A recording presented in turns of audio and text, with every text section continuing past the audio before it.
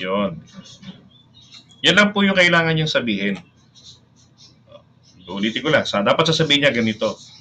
Alright, so pertaining to the um, notice sent by the previous president, and that caused the Philippines to be out of the ICC, and for the interest of the Filipino people in the justice system of the country, that the Philippines is upholding the rule of law, and that the international law, international treatises, therefore,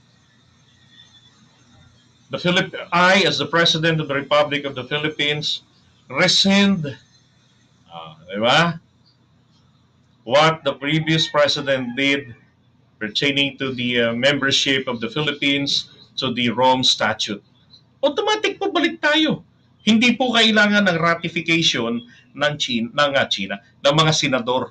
Dahil tsak na tsak po kukontra dyan ang mga, tawag dito, kukontra po dyan ang mga maka-China ng mga senador.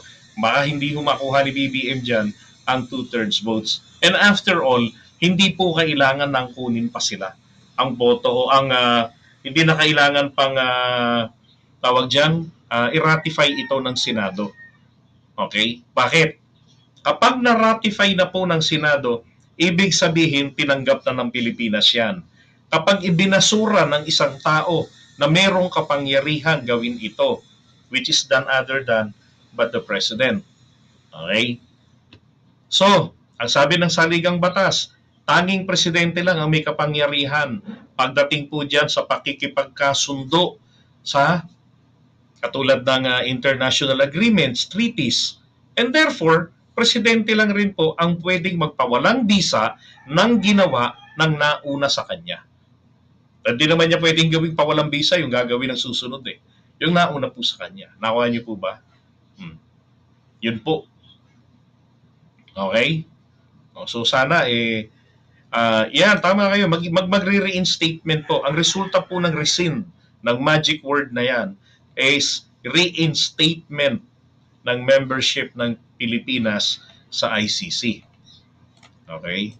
So, simple lang Dapat sana maipaliwanag nyo po yan sa mga kababayan natin. We need to win back. We need to cleanse their minds. Okay? Itong mga kababayan natin. So sana may paliwanag ninyo yan. At humanda kayo sa galit ng mga DBS. Pero sa atin naman pong importante, may paliwanag natin yon. So kung sila ho ay magagalit, magwawala, simple lang naman po. Ang estilo ko naman ang ano ko lang o sige, kung ayaw mo akong paniwalaan, explain mo sa akin, di ba, ang bakit ginawa ang ICC. Kapag mali ang paliwanag, bigay niyo yung tamang paliwanag. Ito ay for future against the tyrant. Kung hindi naman tatabla ng demanda dahil nakakatakot, di ba? So merong takbuhan ng taong bayan. Pagdating sa rescind na yan ay kasunduan na base sa Constitution, presidente lang makakagawa at kailangan ay i-ratifika ng Senado via 2/3 votes. Sa usapin ng ICC, dati tayong miyembro, ibig sabihin dati nang naratifika. Pag naratifika, ibig sabihin katanggap-tanggap yan para sa Pilipinas. Now, tanging presidente lang ng Pilipinas ang may kapangyarihan na kumalas sa international agreement or treaties. Kasi siya lang naman po ang pumasok. Hindi na po kailangan, kung sakali po tayong babalik o bumalik, hindi na kailangan ang ratification o pagsang-ayon ng Senado kasi walang nakalagay sa batas na kailangan kapag tayo po ay muling bumalik, ay kailangan po ang ratification. Walang ganon. Ang kailangan ng ratification sa mga brand new international treaties or agreements lamang.